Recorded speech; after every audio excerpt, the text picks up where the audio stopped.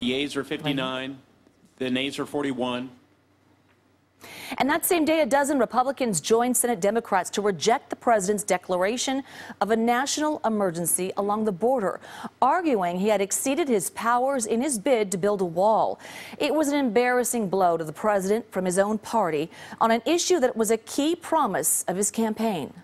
Congress's vote to deny the crisis on the southern border is a vote against reality. It's against reality. It is a tremendous national emergency. It is a tremendous crisis. As promised, the president delivered his first ever veto yesterday to quash the bipartisan pushback. House Speaker Nancy Pelosi, as you heard, said the House will vote to override the president's veto later this month. That would require a two-thirds majority in both the House and the Senate, which for now seems unlikely. But the Speaker told KPIX 5's Katie Nielsen today it's a matter of principle. What the president is doing does violence to the Constitution. House Speaker Nancy Pelosi said Democrats will not give up in the face of President Trump's first veto. We'll see how far the president wants to go with this. This all relates to the president wanting funding for the border wall.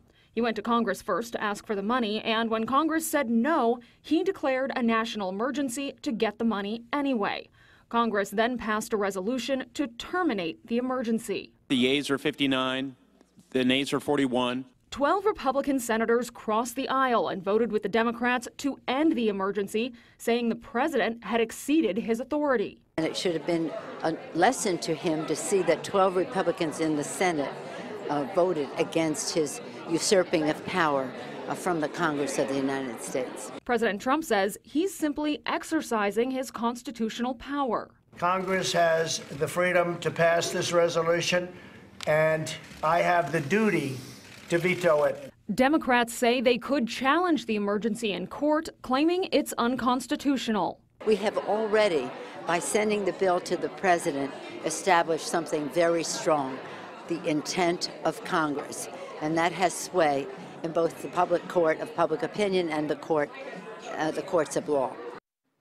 Now, to understand the constitutional questions that Democrats are raising, we actually have to go back and talk about the history of the National Emergencies Act.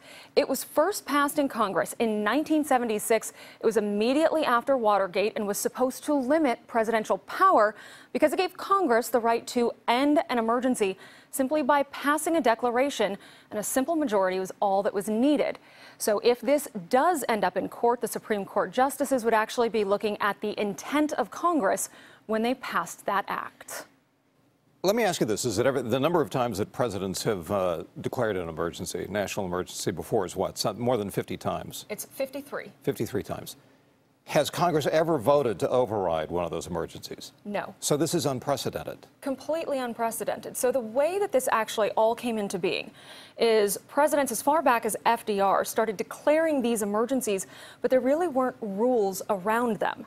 So in 1976, right after Watergate, when Congress said, wow, Nixon had too much power, let's put some more checks and balances into effect, they actually passed the act to create the rules that allowed them to end those emergencies. Well, if this would end the emergency, then how come this simple vote with the House and the Senate doesn't end it, simply because it's not a two-thirds vote in both houses? Right, because they passed the resolution to end the emergency, but then President Trump vetoed that.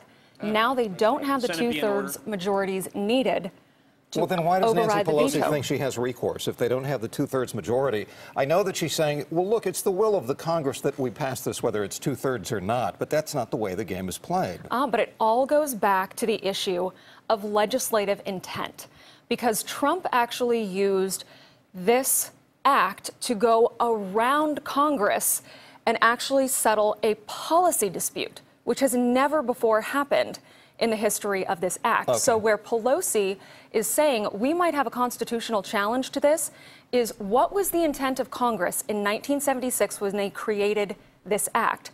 Was it to set rules about how to end emergencies, or was it to give presidents a back door to go around Congress and settle these policy disputes? Okay, so that might be settled in the Supreme Court, that very question. Absolutely, it very well could be. Alrighty, thanks, Katie.